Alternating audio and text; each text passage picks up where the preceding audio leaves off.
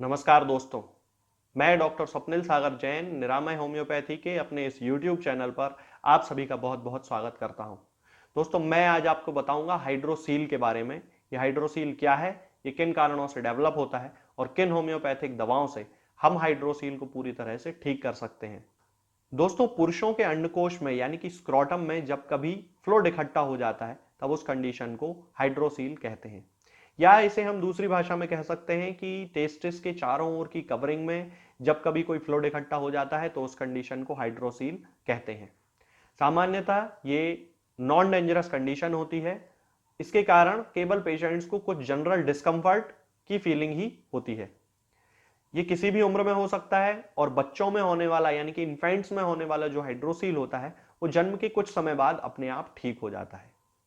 अब हम बात करते हैं इसके कारणों के बारे में।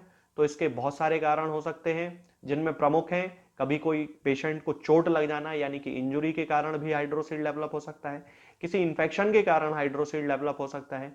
जब भी कभी एक्सेसिव फ्लूइड सीक्रेट होता है तो उसके कारण भी स्क्रोटम में एक्सेसिव डिपोजिशन हो जाने के कारण भी हाइड्रोसील डेवलप हो सकता है। और या फिर उस फ्लूइड के सही एब्जॉर्प्शन ना हो पाने के कारण भी हाइड्रोसील डेवलप हो सकता है।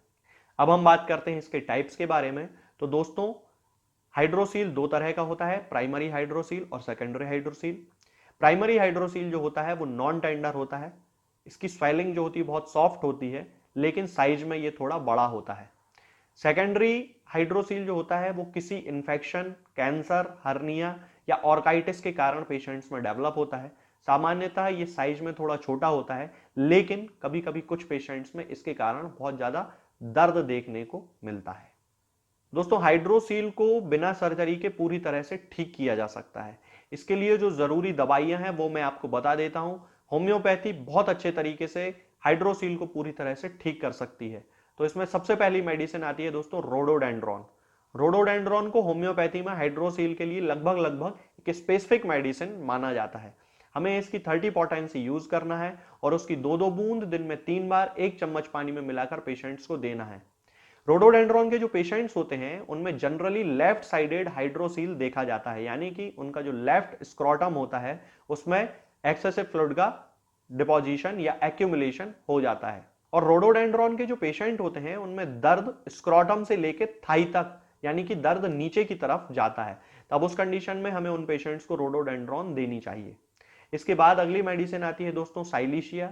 साइलीशिया को हमें 200 पोटेंसी में यूज करना है और इसकी दो दो बूंद सुबह और शाम 1 चम्मच पानी में मिलाकर पेशेंट्स को देना चाहिए। इसके जो पेशेंट्स होते हैं उनमें क्रॉनिक गोनोरिया की शिकायत होती है, उनके जेनाइटल्स में बहुत ज्यादा बर्निंग होती है। तब उस कंडीशन में हमें उन पेशेंट्स को साइलीशिया देनी चाहिए। इसके बाद अगली मेडिसिन आती है दोस्तों आर्निका। जैसा कि आपको पता है कि आर्निका होम्योपैथी में इंजुरी के लिए एक बहुत अच्छी मेडिसिन मानी जाती है, या फिर जब भी कोई बीमारी या सिम्टम इंजुरी के बाद डेवलप होते हैं तब उस कंडीशन में आर्निका का यूज करना चाहिए।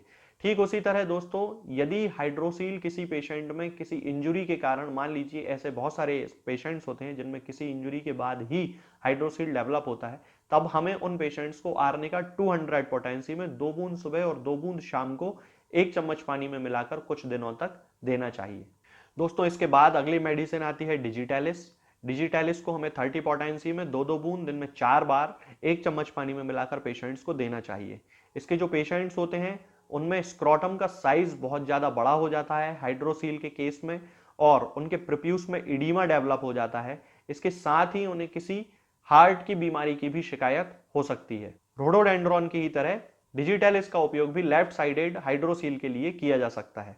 इसके बाद अगली मेडिसिन आती है दोस्तों क्लीमेटिस इरेक्टा।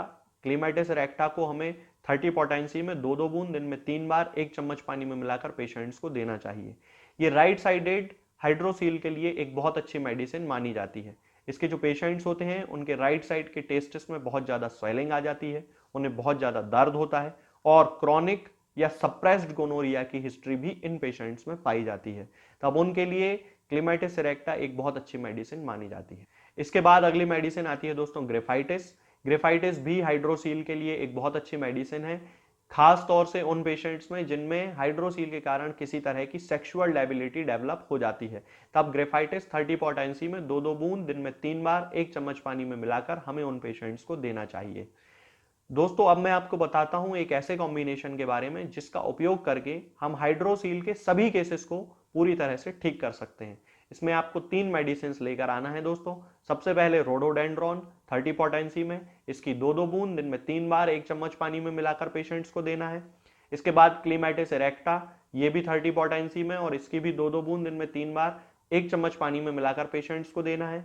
इसके बाद एक मदर टिंचर आता है दोस्तों, हालांकि ये रेयर मदर टिंचर है, लेकिन ये आपको किसी भी होम्योपैथिक मेडिकल स्टोर पर मिल जाएगा और ये मदर टिंचर है एम्पेलोप्सिस मदर टिंचर। हमें इसकी 10-10 बूंद दिन में 3 बार आधे कप या 1 कप पानी में मिलाकर उपयोग करना चाहिए। इस कॉम्बिनेशन के उपयोग से हम हाइड्रोसील के सभी केसेस को पूरी तरह से ठीक कर सकते हैं। तो दोस्तों आज हमने जाना कि हाइड्रोसील क्या है, ये किन कारणों से डेवलप होता है और मैंने आपको बताया एक ऐसा कॉम्बिनेशन जिसका उपयोग करके हम हाइड्रोसील को पूरी तरह से ठीक कर सकते हैं। आगे के वीडियोस में हम बात करेंगे कुछ और नई बीमारियों और उनकी होम्योपैथिक दवाओं के बारे में। लेकिन अगर दोस्तों आपने अभी तक मेरा चैनल सब्सक्राइब नहीं किया है तो मेरे चैनल को सब्सक्राइब करें और इसे ज्यादा से ज्यादा लोगों के साथ शेयर करें। जय हिंद, जय भारत।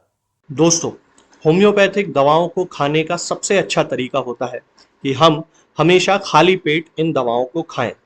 जिन दवाओं को दिन में केवल एक बार खाना है उन्हें सुबह खाली पेट खा लेना चाहिए, मुंह में अच्छे से कुल्ला करके, गार्गल्स करके मुंह को साफ कर लेना चाहिए और उसके बाद हमें होम्योपैथिक दवाई खा लेना चाहिए।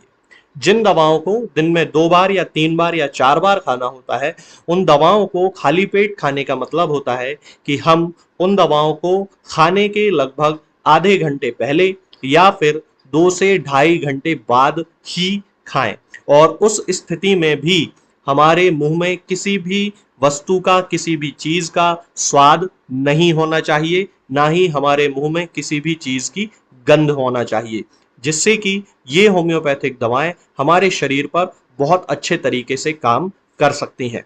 तो हमें हमेशा ये ध्यान रखना है कि जब भी हम होम्योपैथिक दवा खाएं हमेशा खाली पेट खाएं और हमारे मुंह में किसी भी चीज का स्वाद या किसी भी चीज की स्मेल ना हो। अब बहुत सारे लोग ये सोचते हैं कि हम कच्चा प्याज खा सकते हैं या अदरक खा सकते हैं या हींग खा सकते हैं या इलायची खा सकते हैं या नहीं।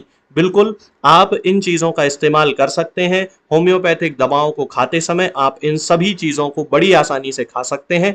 बस याद ये रखना है कि जब भी आप होम्योपैथिक दवा खाएं इनमें से किसी भी वस्तु का, किसी भी चीज का स्वाद आपके मुंह में ना हो। यानी कि जब भी आप इन्हें खाएं तो इनके खाने से या तो आधे घंटे पहले होम्योपैथिक दवा खा लें या फिर इन्हें खाने के 2-2.5 घंटे बाद, जब कि आपने मुंह में अच्छे से कुल्ला कर लिया हो, अच्छे से गार्गल्स कर लिए हो, तब इन होम्योपैथिक दवाओं को खाएं तो आपको हमेशा होम्योपैथी के सबसे अच्छे रिजल्ट देखने को मिलेंगे। लोग गलती यही कर देते हैं कि वो प्याज खाना छोड़ देते हैं, कच्चा प्याज, लहसुन, अदरक, हींग सब खाना छोड़ देते हैं, लेकिन फिर भी उनको मुंह में सफाई ना होने के कारण होम्योपैथिक दवाओं का अच्छा रिजल्ट देखने को नहीं मिलता है। ये होम्योपैथिक दवाएं आपको किसी भी ऑनलाइन फार्मेसी पर या आपके घर के नजदीक किसी भी होम्योपैथिक मेडिकल स्टोर पर बड़ी ही आसानी से उपलब्ध हो जाएंगी। ये दवाएं हर होम्योपैथिक फार्मेसी पे उपलब्ध होती हैं, हर ऑनलाइन फार्मेसी पर उपलब्ध होती हैं, इसलिए आप वहां से इन दवाओं को प्राप्त कर सकते हैं। निरामय होम्योपैथी क्लिनिक से ना ही किसी मरीज को कोई दवा बेची जाती है और ना ही कोई दवा भेजी जाती है, इसलिए अपने नजदीकी होम्योपैथिक मेडिकल स्टोर या ऑनलाइन फार्मेसी से ही इन दवाओं को प्राप्त करें।